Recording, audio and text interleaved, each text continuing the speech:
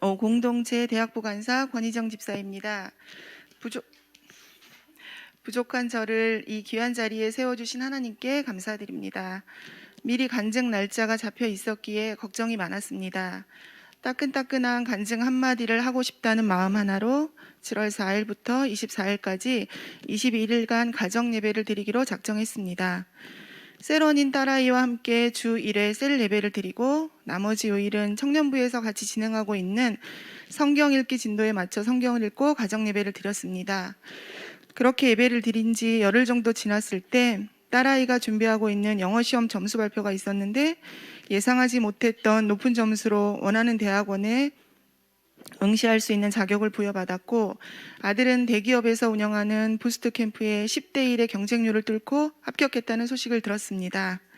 같은 날 들려온 이 기쁜 소식에 하나님께 감사 찬양을 드리지 않을 수 없었습니다. 때마침 목사님께서 19일부터 긍휼과 회복을 위한 릴레이 기도회를 한다는 소식이 들리면서 당연히 신청하였고, 주일날 딸아이와 셀 예배를 드리면서 다음 날부터 시작되는 릴레이 기도회를 신실하게 드리자고 결단했습니다. 그런데 릴레이 기도회 첫날 저녁 식사 도중 딸아이와 작은 다툼이 있었고, 저는 이를 키우지 말아야겠다는 생각으로 집에서 나와 산책을 하면서 기도했습니다. 이런 방해가 있을수록 더 예배 자리에 앉아야 한다는 생각으로 기도 시간 10분 전에 앉아 있었고, 딸아이가 예배 자리에 오지 않아도 할 수 없다고 생각했습니다. 그런데 정각 10시가 되자 딸아이가 기도방으로 들어와 앉는 것입니다. 살짝 당황했지만 우린 예정대로 각자 성경을 읽고 기도하기 시작했습니다. 아무 말 없이요. 1시간을 그렇게 기도하고 마무리 기도를 하면서 기뻤습니다. 이렇게 조금씩 하나님의 자녀로 성장하고 있다고 생각했습니다. 전도에 관한 간증 하나 더 하겠습니다. 15년 전쯤 제가 처음 하나님을 믿게 되고 2개월 정도 지났을 때 병원에 입원 중인 친정엄마께 사형리를 전해야 한다는 목사님의 말씀을 듣고 그 순간 거부했었습니다. 평생을 부처님을 믿고 절에 다니시던 엄마가 사형리를 받아들이면 천국을 간다는 게 도저히 이해가 되지 않았습니다. 그런데 어느 날 이런 생각이 들었습니다. 나중에 내가 천국 구원에 대한 믿음이 생긴다면 살아계실 때 전하지 못한 이 상황이 엄청 후회될지 모른다는 생각이 들면서 사형리를 전했고, 한 달 뒤 엄마는 돌아가셨습니다. 그렇게 3년이라는 시간이 지난 어느 날 엄마 산소에 앉아서 정말 엄마가 천국에 가셨는지 궁금해하면서 기도로 하나님께 묻고 있었습니다. 그때 하나님께서 이미 천국에서 복을 받고 있는데 내가 왜 걱정하느냐라는 음성을 들려주셨고, 행복해하면서 엄청 울었던 기억이 납니다. 그 뒤로 천국에서 행복하게 지내는 엄마를 생각할 때마다 너무 감사했습니다. 지금 친정아버지께서 병원에 입원 중이십니다. 친정아버지를 생각할 때마다 전도해야 된다는 생각은 늘 있었지만 마음뿐이었습니다. 저보다 더 늦게 믿음 생활을 시작한 친정언니가, 물론 친정언니도 제가 전도했습니다.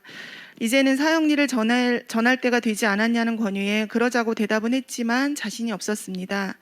아버지 역시 평생 하나님을 모르고 사셨고 교회라는 곳은 단 한 번도 다니셨던 적이 없으셨습니다. 더군다나 지금은 코로나 상황이라 면회할 때 유리막이 있는 곳에서 잠깐 대화를 나눌 수 있는 정도의 환경이라 쉬울 것 같지 않았습니다. 하지만 몸 상태가 점점 쇠약해지시는 아버지를 보고 있자니 더 이상은 미룰 수 없다는 생각이 들었습니다.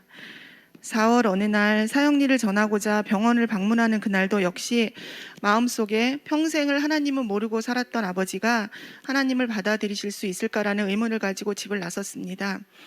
이런 마음을 하나님께서 아셨는지 신호대기 중에 길에 걸려있던 현수막을 보게 하셨습니다. 선생님, 오늘이 마지막 날이라면 천국을 준비하셨습니까?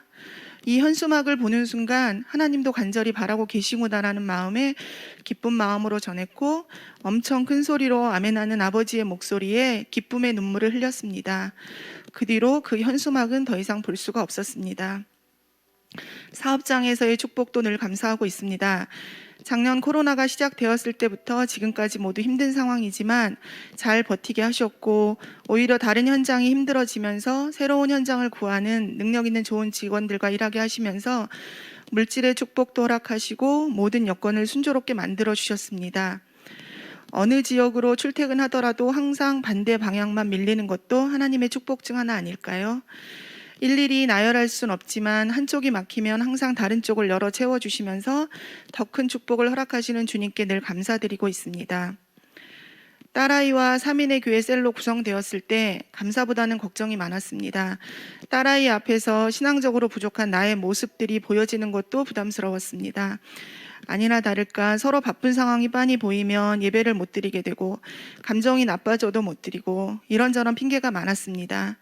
하지만 예배를 드리면서 서로 신앙생활에 대해서 깊이 얘기하는 시간을 갖게 되니 너무 좋은 시간들입니다.